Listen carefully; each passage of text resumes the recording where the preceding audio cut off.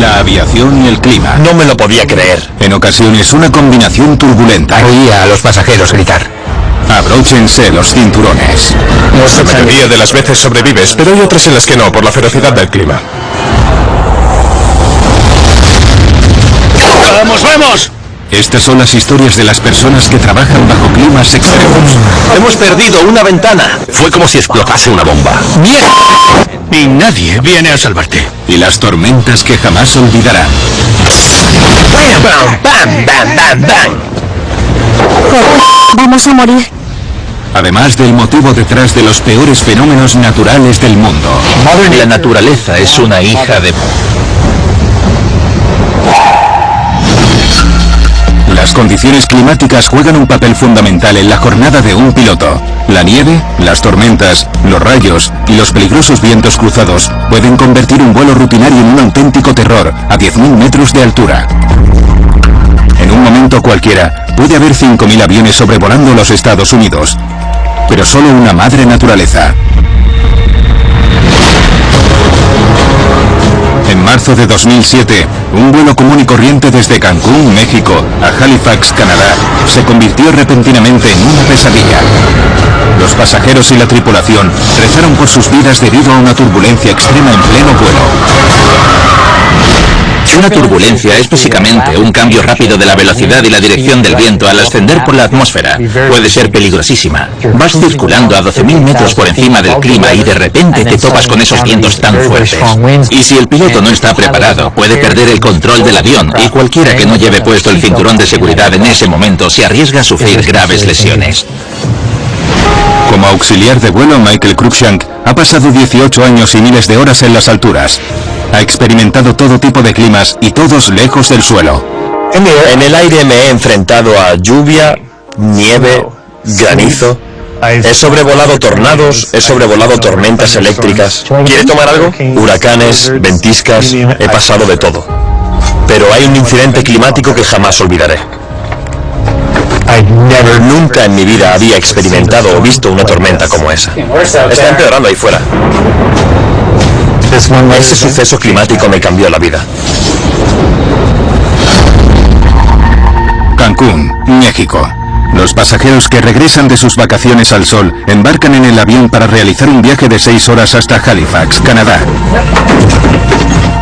El día empezó como cualquier otro. Había hecho ese trayecto entre Cancún y Halifax cientos de veces.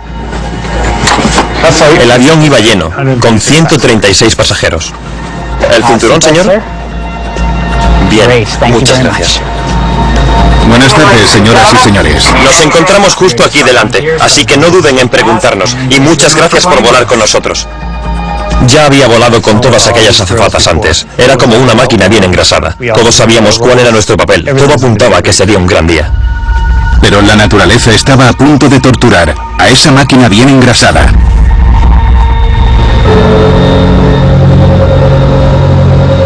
Tras unas 4 horas y media de vuelo, el capitán nos llamó y nos dijo que iba a hacer mal tiempo. Se estaba formando una tormenta de nieve en Halifax y estaba empeorando. Halifax, en la costa este de Canadá, reúne los ingredientes perfectos para un clima invernal extremo. Viento húmedo y cálido del sur y viento polar frío del norte. Cuando chocan entre sí, se producen nieve y turbulencias en las alturas.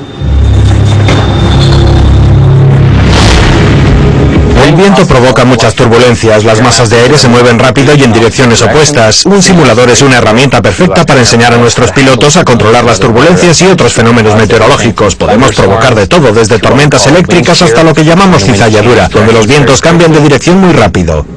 Dean Kramer entrena a sus pilotos con un simulador de vuelo que recrea condiciones climáticas extremas a gran altitud. Puedo provocar lluvia, granizo, nieve, precipitación de nieve. Por supuesto, también podemos modificar la turbulencia de moderada a ligera y quitar la turbulencia intensa. Ahora vas a notar la oscilación. Pulsamos aquí y provocamos una turbulencia muy fuerte que, como ves, sacude el avión hacia adelante y atrás. Notas lo que está pasando por el movimiento del avión. Y Mike no está haciendo nada, es el simulador el que lo hace. Él solo está compensándolo ahora mismo, que es lo que provoca que el avión se balancee de un lado a otro con bastante violencia, como podemos comprobar.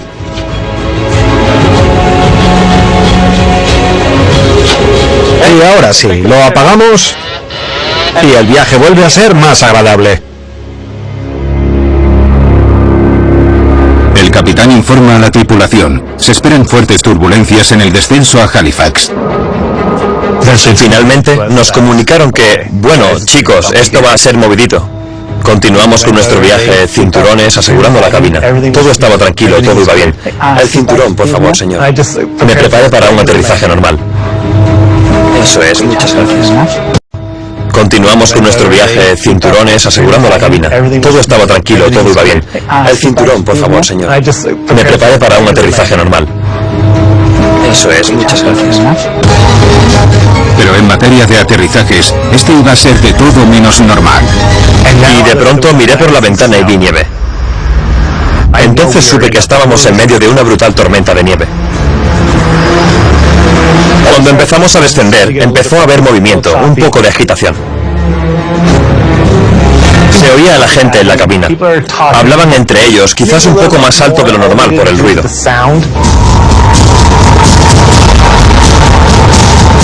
A medida que la turbulencia hacía más ruido, también lo hacía la cabina, con el sonido de las maletas y de los carritos dando tumbos. Es una tormenta perfecta, ya que los cambios repentinos de la velocidad del viento sacuden el avión. Este vuelo va a ser duro. Sí, eso parece.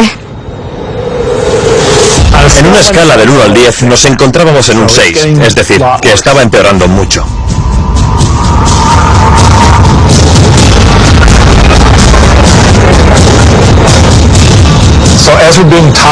Así que mientras el clima nos sacudía con violencia, miré por la ventana y no vi otra cosa que relámpagos.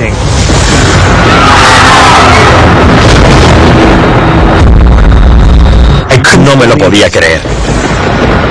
En ese momento no sabía lo que era. Al día siguiente averigüé que se trataba de una tormenta de nieve. Una tormenta de nieve es un fenómeno meteorológico inusual. La precipitación de nieve va acompañada de rayos y truenos. Estaba empeorando cada vez más y solo llevábamos unos 10 minutos de descenso, así que aún nos quedaban 20 minutos de descenso a través de esa tormenta de nieve. No sabía qué más esperar, no sabía cómo iba a evolucionar, pero empeoraba cada segundo que pasaba. Recuerdo decirle a la azafata de al lado, esto es grave, es grave.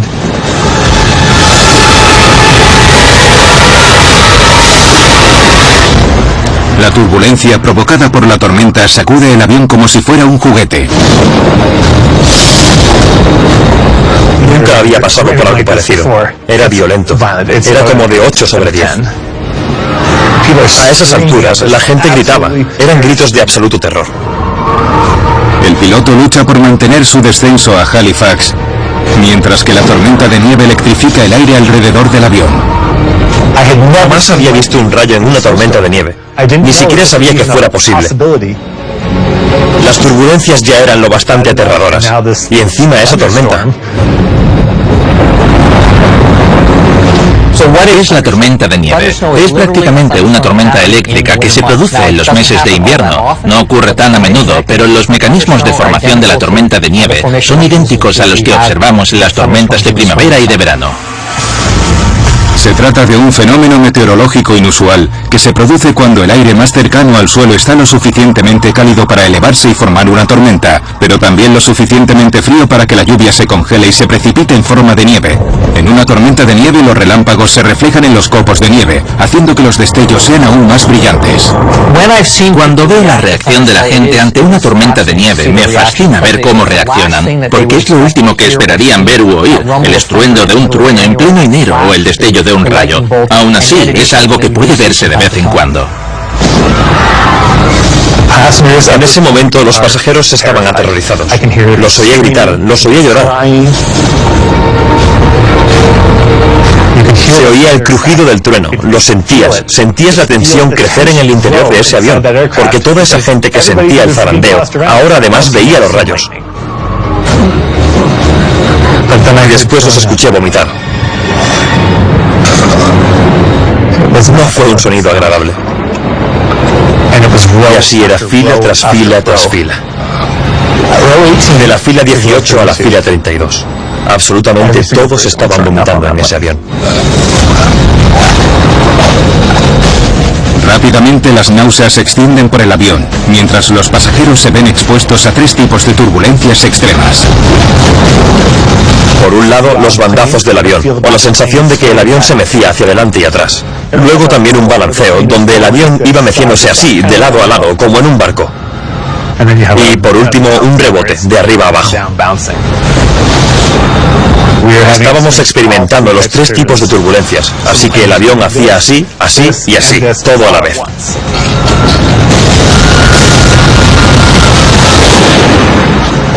Cuando entramos en una turbulencia, muchas veces se produce mucha guiñada, lo que hace que la cola del avión se mueva de un lado a otro. Eso es lo que realmente marea a la gente, es decir, si estás en la parte trasera del avión, estás más lejos del centro, donde se produce la rotación. Es más desagradable estar cerca de la cola. Mike apenas puede diferenciar qué lado apunta hacia arriba y cuál hacia abajo. Ahora él también es víctima del movimiento errático del avión. Yo estaba vomitando. Yo estaba atrás vomitando.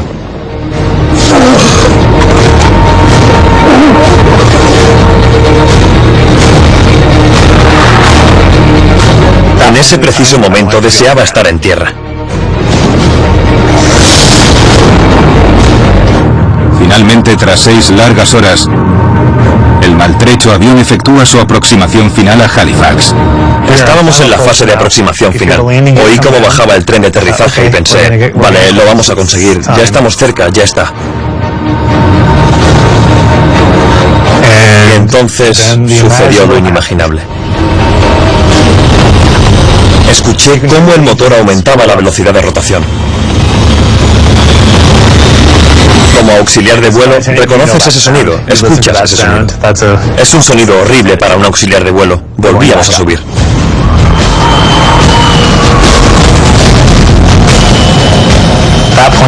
En ese momento el capitán nos llamó y nos dijo, chicos, lo sentimos, pero vamos a intentarlo una vez más.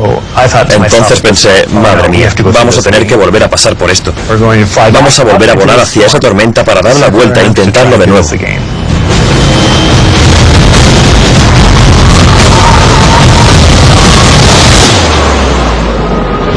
Algunas de las razones por las que a veces no podemos llegar al destino al que pretendemos llegar es que podemos toparnos con multitud de inconvenientes como tormentas eléctricas que causan la cizalladura del viento y que por supuesto suponen un peligro para el aterrizaje del avión. Podemos toparnos con inconvenientes como el hielo y la nieve, y al igual que cuando vas con tu coche por la carretera, no quieres seguir conduciendo. Pues bien, nosotros tampoco queremos que un avión de 100 toneladas aterrice a 200 por hora en un tramo de asfalto helado.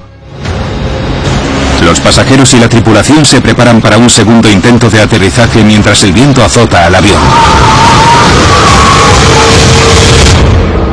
Iniciamos la aproximación de nuevo, a 3.000 metros de altura, con una turbulencia violenta, muy violenta, con sacudidas, traqueteos.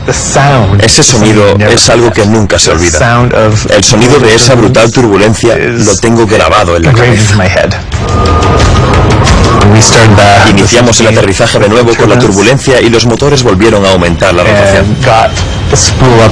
Era la segunda vez que fracasábamos en nuestra aproximación a Halifax y pensé, madre mía, ¿qué está pasando? El viento y la tormenta hacen que el aterrizaje sea muy peligroso. El control del tráfico aéreo lo redirige a un aeropuerto alternativo de Terranova, pero el capitán recibe un aviso de combustible. Se están quedando sin combustible y sin tiempo. Tuvimos que volar hacia la tormenta de nuevo e intentarlo en otro aeropuerto más cercano. St. John, Nuevo Brunswick.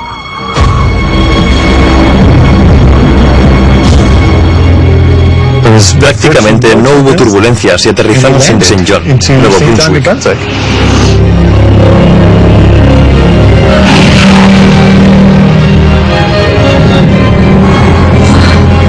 Un avión lleno de vómitos y de pasajeros nerviosos y muertos de miedo.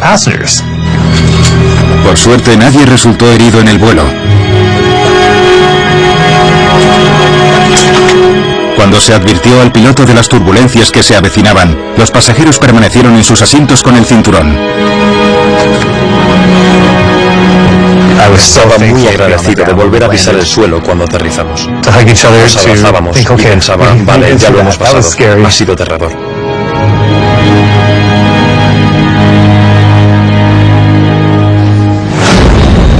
Así que este incidente climático me cambió la vida.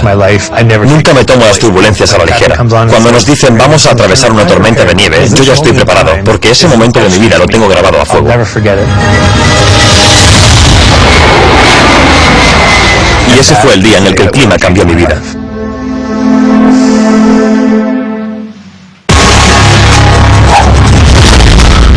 Aunque los grandes aviones comerciales de pasajeros pueden sortear el mal tiempo volando por encima de las tormentas, también pueden verse gravemente afectados por el mal tiempo. ¿Pero qué le ocurre a un avión pequeño en condiciones meteorológicas fuertes? Los aviones pequeños no están diseñados para efectuar vuelos de gran altitud, por lo que los pilotos se ven obligados a volar solos a través de las inclemencias meteorológicas en las que las cosas pueden salir y de hecho salen mal. Lo que más inquieta cuando hablamos de controlar aviones más pequeños, especialmente en el norte de nuestro país, es que no tienes un aeropuerto alternativo en el que aterrizar.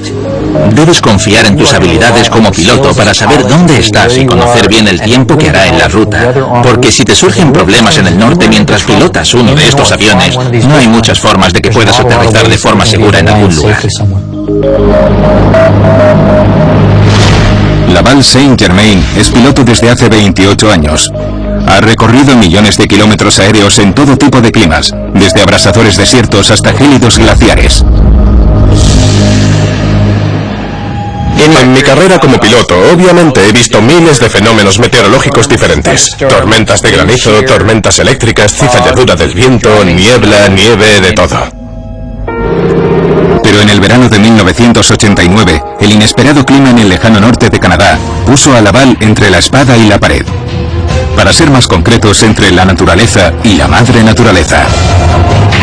Pues he vivido muchos incidentes climáticos memorables, es decir, soy piloto desde hace 28 años. He visto el clima en todas las partes del mundo, desde Australia hasta el Ártico. Y hay un incidente que recuerdo perfectamente. Se trata de un incidente climático que jamás olvidaré.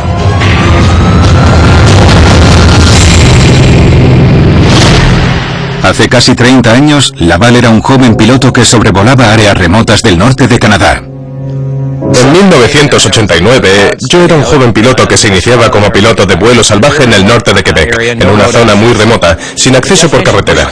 El avión de bus es algo particular del norte de Canadá y Alaska. Y cuando decimos avión de bus, estamos sin duda hablando en jerga de pilotos. Generalmente es un avión de un solo piloto y es un avión que puede funcionar con ruedas, esquís o flotadores. Es increíblemente robusto. Está diseñado para funcionar en el frío extremo. Está hecho para sobrevolar lagos muy pequeños. Puede volar a baja velocidad. Es el verdadero caballo de batalla del norte canadiense. Es interesante, a medida que progresas en tu carrera de aviación, ver cómo el clima se convierte en un determinante de muchas variables y te influye de muchas maneras, pero estás pilotando aviones que son mucho más capaces de capear el clima que los aviones más pequeños que volabas como piloto inexperto. Así que es un poco irónico que a medida que vas adquiriendo más experiencia, los aviones que vuelas son más resistentes a las condiciones meteorológicas. En la aviación de aerolíneas el clima no te influye, excepto para la aproximación, el aterrizaje y el despegue. Vas por encima de él, vas sentado en un rango de entre 9.000 y 12.000 metros de altura, siempre hace sol ahí arriba. El 99% de las veces el cielo está completamente despejado. Como joven piloto, sin embargo, tienes que ser más consciente de que tienes que conocer mejor el clima, porque siempre estás en él, siempre estás atravesando el clima, estás en el clima, ya sea por debajo de él o en él. El clima siempre te influye, así que necesitas conocerlo bien, sin duda. Laval se encuentra en un vuelo rutinario en su pequeño avión de bus cuando de repente se produce el último sonido que un piloto querría escuchar. Oí una fuerte explosión procedente del motor. Noté que el motor había fallado, pero más o menos podía sobrevolar los árboles, sortearlos y decidí seguir volando. Como me encontraba en una zona muy remota, pensé en intentar llegar a la base. A pesar de ser un piloto novato, Laval consigue llevar su avión averiado a su remoto campamento de forma segura. Volví a mi base y examiné el motor. Se había hecho una grieta en el cilindro, y eso puede ser crítico, porque el combustible podría salirse del motor, y si el combustible se sale, el motor se detiene y estás acabado. El motor deja de funcionar. El avión necesita una reparación urgente. una que no puede llevarse a cabo en un campamento remoto. Así que llamé a la base y, como piloto joven y relativamente inexperto, me dejé convencer para llevar el avión de vuelta a la base principal de la aerolínea. Vacilante, Laval despega en su avión averiado en un viaje de 3 horas hacia lo desconocido. Decidí hacerlo con algo de reticencia, porque era un vuelo de unos 500 kilómetros con un avión averiado hasta una base que se encontraba en una zona muy remota, en un bosque boreal del norte de Quebec. Quería impresionar al jefe de pilotos y completar la misión. Quizá con el exceso de confianza propio de la juventud, decidí que podía hacerlo. Puede que mi nivel de experiencia fuera ligeramente más alto porque crecí con un padre que tenía aviones. Era piloto privado, por lo que siempre estuve expuesto a los aviones, y nunca me separaba de él, así que siempre estaba volando. Yo diría que tenía una ligera ventaja de experiencia sobre la media en ese momento como joven piloto de Bush. Cuando hablamos de peligros meteorológicos para los aviones pequeños y para los pilotos que los manejan, las reglas de vuelo visual de muchos de estos pilotos son muy importantes. Deben conocer su entorno tanto en un plano horizontal como en la visión del suelo que tienen debajo. Cuando nos enfrentamos a situaciones en las que hay muchas nubes bajas, hablamos de nubes y estratos, niebla, que no deja ver los puntos de referencia bajo el avión. Pueden desorientarse en ese tipo de situaciones, y si hay un terreno complicado alrededor de las montañas, la situación podría ser muy peligrosa. Laval Saint-Germain está solo, pilotando un avión con un motor roto, y ahora se enfrenta a un problema más grave, el clima. El clima era pésimo, con nubes bajas y techos muy bajos, y en la aviación de Bush tenemos que ser capaces de ver lo que nos rodea. Necesitamos ver los árboles, las colinas, los lagos. Tengo que estar pilotando y mirando por la ventanilla en todo momento. No había comunicación ahí arriba en esa época, en 1989, sobre todo tan poca altura sobre los árboles, así que no podía hablar con nadie. En aquel entonces iba solo y sin GPS. Todo se hacía siguiendo un mapa con precisión, con el dedo en el mapa y a poca altura. Eso significa que a veces podía estar a pocos metros sobre los árboles y otras casi rozando sus copas.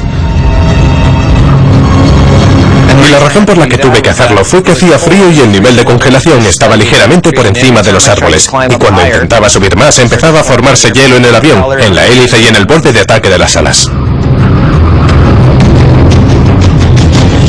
En términos de aviación, lo que estaba haciendo en esas nubes bajas podríamos llamarlo desplazamiento rápido, porque avanzas rápido por el clima. Es un desplazamiento rápido en términos de pilotaje de buses. Es volar a poca altura sobre el suelo, tratando de mantenerte fuera de las nubes, porque las normas bajo las que volamos como pilotos de bus dicen que hay que tener visibilidad en todo momento. Tienes que ser capaz de ver el terreno que tienes delante, los lagos, los ríos, los árboles, las montañas, y así lo haces. Te mantienes lejos de las nubes, así que si hay nubes bajas tienes que volar por encima de las copas de los árboles y lo llamamos desplazamiento rápido. Y eso, ese tipo de nubes bajas, sería una capa de estrato bajo, así creo que se llaman, con el nivel de congelación justo por encima de los árboles.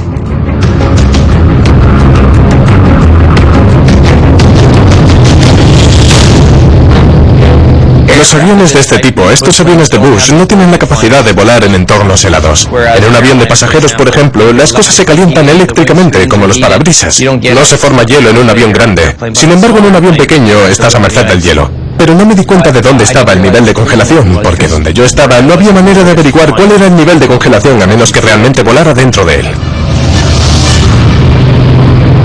A medida que el avión despega y asciende en la atmósfera, normalmente las temperaturas tienden a caer. Lo que mucha gente no sabe es que hasta en los meses de verano, en el calor de un día de verano en pleno julio, podemos estar a 30 grados centígrados en el suelo, pero a menos 50 en las profundidades de una de esas enormes nubes de tormenta. De modo que puede hacer temperaturas muy frías incluso en pleno verano. De repente, las nubes heladas ponen a Laval en peligro. Demasiado hielo en las alas podría hacer que el avión se paralice o se estrelle. Es demasiado tarde para dar media vuelta. No podía realizar un giro cerrado y volver porque el avión tenía hielo. En cuanto te inclinas para girar, empiezas a perder empuje. Y con el giro y la suma de hielo, me preocupaba golpearme contra los árboles. Y además solo estaba utilizando una parte de la potencia del motor debido a la avería. Es un motor de 9 cilindros y uno de mis cilindros no funcionaba. Yo creo que la juventud, la inexperiencia y el exceso de confianza te hacen pensar, bueno, seguro que mejora a medida que avance, pero no, en este caso no mejoró. Las nubes heladas y bajas, conocidas como nubes estrato, se ciernen solo a 25 metros sobre el suelo. Laval tiene que volar por debajo de ellas, pero por encima de los árboles a 9 metros de altura. Y si estas nubes descienden más, se convertirán en niebla o bruma, imposibilitando el vuelo. He luchado continuamente por intentar mantener la altitud, sorteando los árboles y para que el avión no se congelara, en una pequeña zona crítica justo por encima de los árboles, donde podía mantener el vuelo sin que el avión se congelara y sin chocar con los árboles. A veces algún árbol golpeaba la base de los flotadores con la copa, a esa altura estaba. A menudo podía bajar casi hasta la superficie de un lago o un río y volar justo por encima de las olas, lo que me mantenía a salvo del nivel de congelación, y cuando tenía que subir para pasar una cumbre volvía al nivel de congelación. Comprobaba en todo momento el combustible y me aseguraba de que el motor no se parara cuando pasaba por encima de alguno de esos árboles, porque si el motor se detenía me estrellaría contra los árboles. Usaba todo el rato mi visión periférica para ver las copas de los árboles, los ríos y los lagos donde podía perder altitud, y entonces descendía hasta la superficie del agua para que se derritiera parte del hielo. Volvía a subir a la capa de congelación, acumulaba hielo de nuevo y volvía a bajar en picado. Era como jugar al gato y al ratón, es decir, yo era el ratón, los árboles eran el gato y las nubes eran también el gato, y la seguridad estaba en esa línea entre ellos. Supongo que de alguna manera estaba enhebrando una aguja entre los dos, entre las copas de los árboles y la capa de hielo. La nube baja o niebla está llena de gotas de agua muy frías. Sin embargo, cuando las temperaturas caen y las gotas de esas nubes se adhieren al metal de un avión, puedes enfrentarte a ello o huir.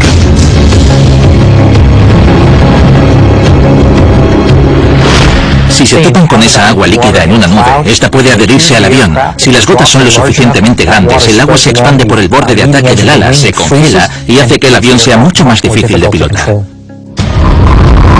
Podía ver cómo se acumulaba el hielo, se veía cómo se iba formando en el ala y cómo se acumulaba en ella. Y luego a medida que descendía, miraba por la ventanilla viendo cómo empezaba a deshacerse, sabiendo que empezaría a derretirse y que luego al volver a subir volvería a acumularse de nuevo. Por lo tanto, el problema era que se estaba acumulando hielo en el borde de ataque del ala. Eso causa resistencia. El avión empezó a perder empuje y seguí tirando hacia atrás cuando empezó a descender. Si seguía volando por los árboles, podía volar por encima de ellos controlando la situación o podía estrellarme. Y si el avión se estrellase, se hincaría de morro, se le caería un ala y tú irías directo al suelo, lo cual es obviamente mortal.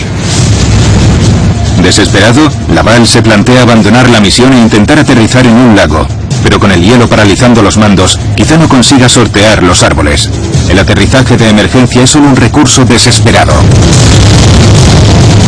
Tenía la mirada en todas partes, pilotando con un parabrisas cubierto de hielo y lluvia, tratando de sortear los árboles y buscando un lugar para aterrizar en caso de que el motor impactase contra algo.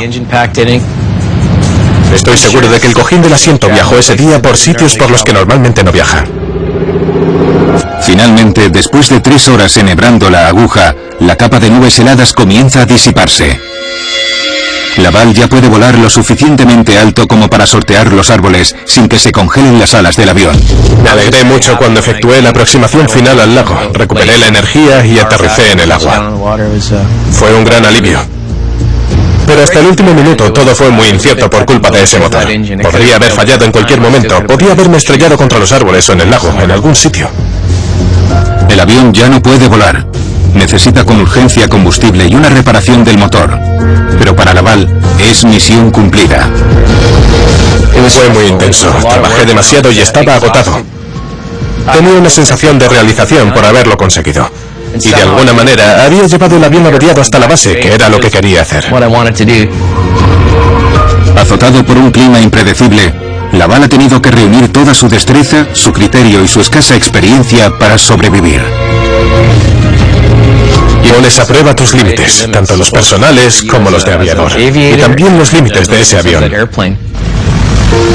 Los pilotos asignamos atributos femeninos a los aviones, nos referimos a ellos como ella.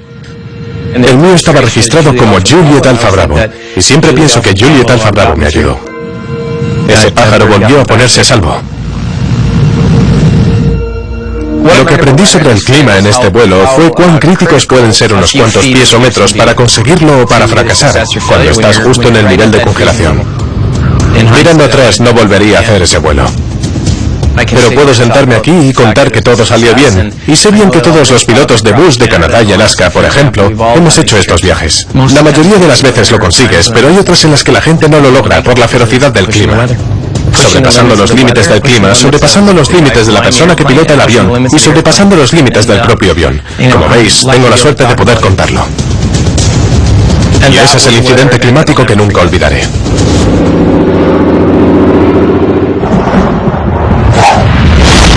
Turbulencias, relámpagos, tormentas eléctricas y nubes bajas.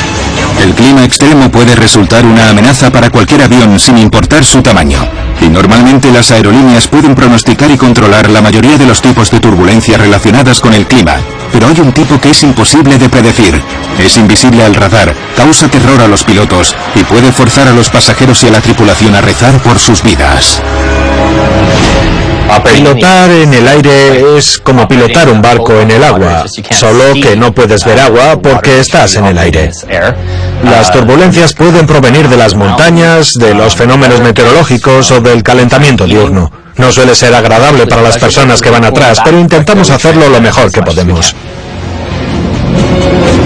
En las alturas existe una corriente muy poderosa de aire frío a la que los pilotos evitan enfrentarse, la corriente en chorro.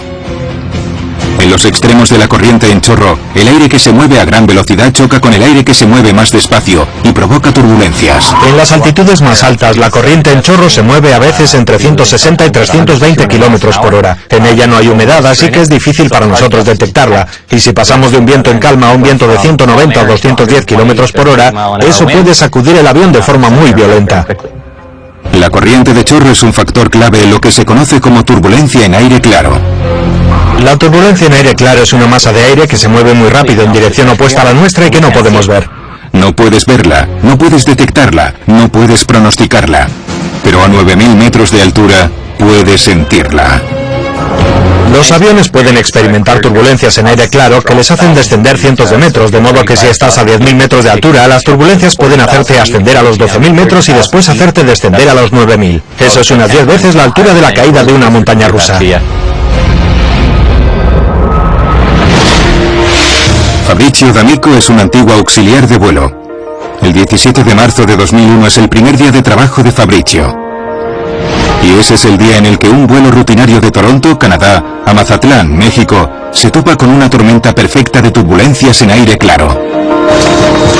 Como exauxiliar de vuelo, he pasado por cientos y cientos de tormentas en las alturas. He atravesado todo tipo de climas. He volado con nieve, he volado con tormentas eléctricas, tormentas de lluvia y fuertes vientos. He trabajado con todo tipo de climas extremos, pero este es el día que jamás olvidaré. Para esta otra tripulación, la jornada de vuelo comienza como cualquier otra, pero es un día especial para Fabrizio. Iba a empezar a viajar por el mundo y a vivir ese sueño que siempre había tenido de niño, el de ser auxiliar de vuelo. Fue un día muy emocionante.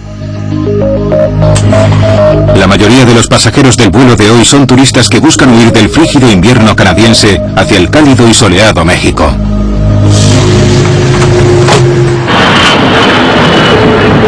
Era invierno en Toronto, pero una vez que ascendimos en el aire, el cielo estaba totalmente despejado.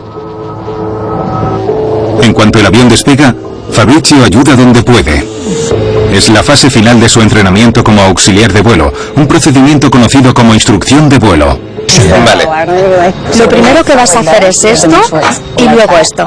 La instrucción es un vuelo que se hace tras las 6 semanas de entrenamiento en el que se sube a bordo y se lleva un uniforme, pero aún no se es miembro de la tripulación operativa. Solo estás ahí para observar. Observé lo que las auxiliares hacían en cuanto a seguridad y ayudé con el servicio. Estábamos volando sin problemas. Había ajetreo, pero sin incidentes, con cielos despejados, nada fuera de lo normal.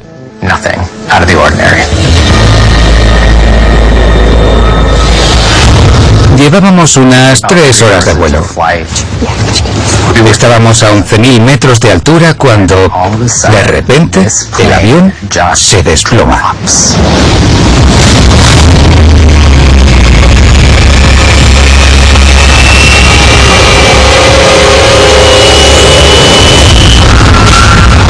En ese momento la trayectoria de vuelo los conduce a través de una corriente en chorro subtropical por un pozo de turbulencias en aire claro.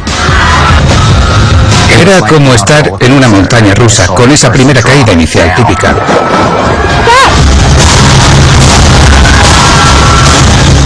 Nos sacudió a todos y se encendió el aviso del cinturón de seguridad. ¡Que todo el mundo se ponga el cinturón! Y el capitán dijo, auxiliares de vuelo, vuelvan a sus asientos. ¡Que todo el mundo se ponga el cinturón! Entonces inmediatamente la otra azafata se puso a intentar asegurar el carrito de las bebidas. Yo fui a ayudarle y de repente me gritó, no, siéntate y ponte el cinturón. ¡Siéntate! ¡Ponte el cinturón! Y eso es lo que hice. Fabrizio se las arregla para ponerse el cinturón, pero su compañera de vuelo todavía tiene que cerrar el carrito.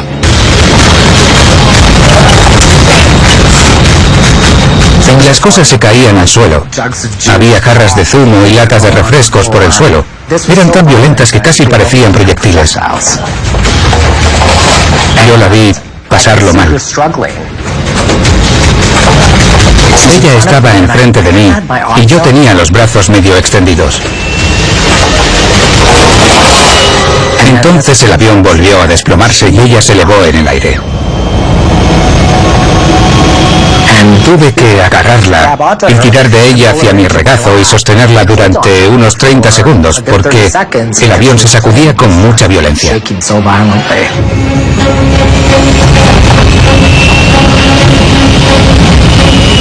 capitán no nos avisó de que fuéramos a atravesar ningún tipo de turbulencia. Fue tan rápido y tan violento que por un momento me quedé en shock. Fue aterrador, impactante, violento. La turbulencia en aire claro golpea sin avisar. Como el aire es transparente, no hay humedad que el radar pueda detectar. Es un peligro invisible.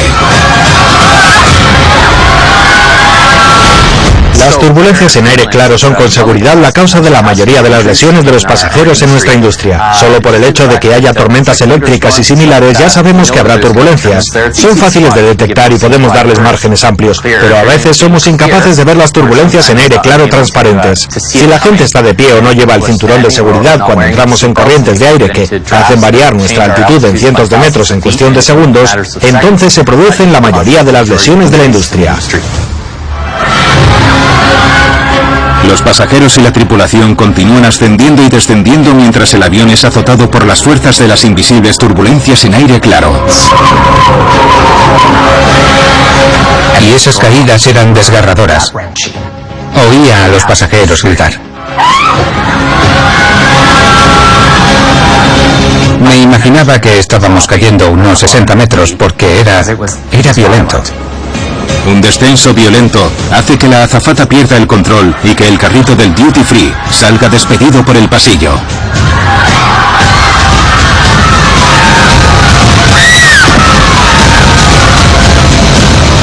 De repente oí a otra auxiliar gritarle a los pasajeros que se agarrasen al carrito. Y yo pensé, ¿que se agarren al carrito? Esa no es buena idea, podríamos tener problemas. Cuando la turbulencia en aire claro golpea el avión, lo hace con fuerza. Esto ocurre cuando dos masas de aire como la cizalladura del viento y una corriente en chorro, que se mueven a velocidades extremadamente distintas, chocan. Hoy en día, con la llegada de las tablets y las cubiertas de vuelo, los pilotos tienen acceso en tiempo real a información sobre las turbulencias y hacen todo lo posible por evitar las zonas de aire agitado. Aunque pueden ser repentinas, las turbulencias suponen muy poco riesgo para una aeronave, ya que los aviones están diseñados para soportar la insistencia de estos fenómenos. Conseguí asomarme al pasillo y vi que el carrito del duty free estaba en mitad del pasillo, con los pasajeros aferrados al carro, que se movía de lado a lado. Mientras siga suelto, el incontrolado carro supone una seria amenaza. Consiguieron llevar el carro hasta el frente de la cabina y ponerse a salvo.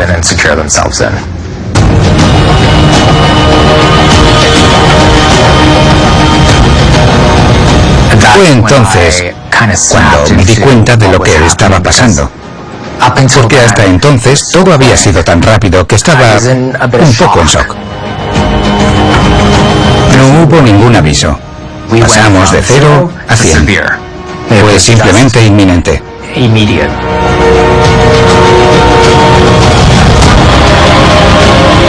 Las corrientes de viento de los extremos de la corriente en chorro sacuden el avión, debido a que el aire de alta velocidad choca con el aire de movimiento lento, casi estático.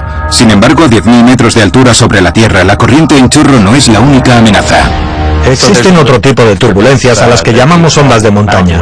Cuando pasas por encima de las rocas, los vientos de alta velocidad que están en los niveles superiores se posan sobre la cima de las rocas, y a medida que se aproximan al otro lado de las rocas, lo que ocurre es que se deslizan, de modo que, cuando las atravesamos, se producen turbulencias. Piensa que es como si bajaras por un río en una balsa y al llegar a los rápidos, que son esas aguas altas que se mueven sobre las rocas, como lo hace el aire, entras en turbulencias, solo que ellos no tienen un aviso de cinturón de seguridad como nosotros. Las turbulencias embisten al avión, ahora desde dos frentes diferentes, la corriente en chorro y las ondas de montaña. Se oían los motores trabajando a máxima potencia y el capitán intentaba atravesar las turbulencias, pero no servía de nada. Durante 30 minutos de auténtico pánico, las turbulencias se apoderan del vuelo. Parece como si el avión fuera a romperse. Los pasajeros no paraban de gritar, porque, de nuevo, las sacudidas eran tan violentas que se oía a algunos pasajeros vomitar en la parte trasera de la cabina.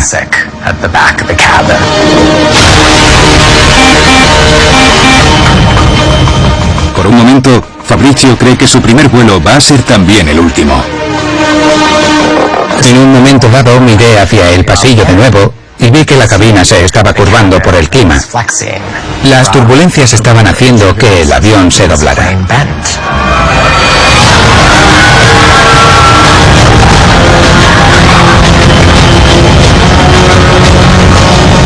Incluso en el descenso a Mazatlán, el avión se zarandeaba, descendía y se tambaleaba de un lado a otro. Seguía siendo muy violento. No paró en ningún momento.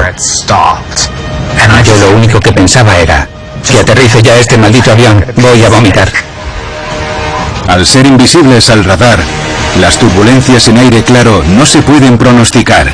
Los pilotos hacen todo lo que pueden para advertir a otros vuelos del peligro invisible. Mientras volamos hacemos observaciones meteorológicas y si vemos turbulencias como las que hemos mencionado o si experimentamos una turbulencia en aire claro u otra cosa parecida, nos aseguramos de pasarla al control del tráfico aéreo, que a su vez se la pasa a otros aviones cercanos y así esos otros aviones pueden prepararse o bordear las turbulencias. Finalmente, las turbulencias cesan justo antes de que el avión toque tierra.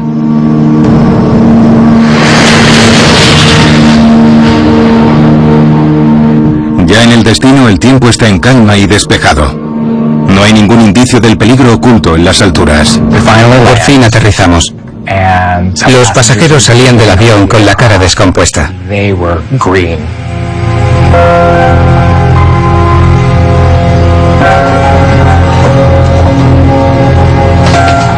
Cuando todo el mundo bajó del avión, vimos la tragedia que había allí dentro.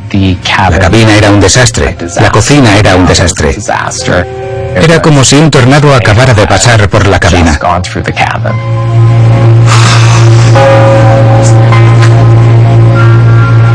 Tuve mucha suerte de viajar con auxiliares de vuelo que habían volado durante muchos años. Estaban concentrados en lo que tenían que hacer. Inmediatamente pasaron al modo seguridad. Gracias a ellos no perdí los nervios ni entré en pánico.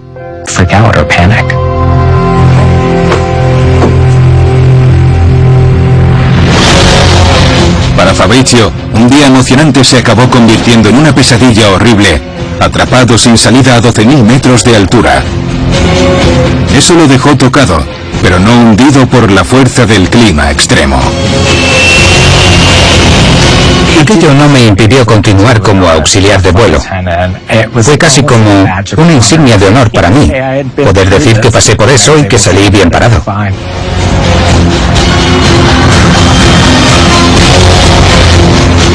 Y ese fue el día en que el clima cambió mi vida.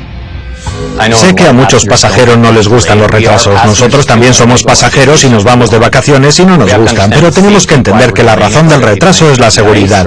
Cuando se retrasa el despegue para que se produzca el deshielo es porque no podemos volar en esas condiciones y también el avión tarda un poco en descongelarse. Es como conducir un coche por la mañana en mitad de una tormenta de nieve. Necesitas un poco más de tiempo de lo normal para llegar al trabajo. Nosotros nos tomamos un poco de tiempo extra para asegurarnos de que estés a salvo antes de salir. Y repito que la seguridad es primordial para nosotros antes de la salida. En sus inicios, cuando los primeros pilotos aprendían a volar, básicamente se subían al avión, lo volaban y llevaban a cabo su entrenamiento en un entorno menos seguro que el nuestro. Y podían simular menos fenómenos de los que podemos simular ahora. Tenían que adaptarse a cualquier clima que hiciera en ese momento, mientras que nosotros podemos simular todo tipo de climas al instante. Fíjate, estas son las condiciones de luz diurna de camino a Vancouver. Y puedo cambiar esas condiciones en una fracción de segundo a través de este panel de instructores. O sea, manipular el clima para que se produzca una tormenta de nieve blanca. No veremos la pista hasta que nos acerquemos a ella. Aunque extraemos mucha información de nuestros coordinadores y de Aviación Civil de Canadá, los aviones son en sí estaciones meteorológicas móviles cuando están en el aire. Miden en todo momento la velocidad del viento, la temperatura y los cambios de presión. Si se trata de hielo, podemos avisar de su presencia en determinadas condiciones y a determinados niveles. Y por supuesto, todo esto se transmite al Ministerio de Medio Ambiente de Canadá, que a su vez transmite la información a mayor escala para comunicar la situación ambiental a otros pilotos antes de que efectúen la salida. De modo que estamos constantemente proporcionando información en tiempo real a otros vuelos. Siempre tenemos un plan B y un plan C, ya que a veces el plan A no funciona desde el principio.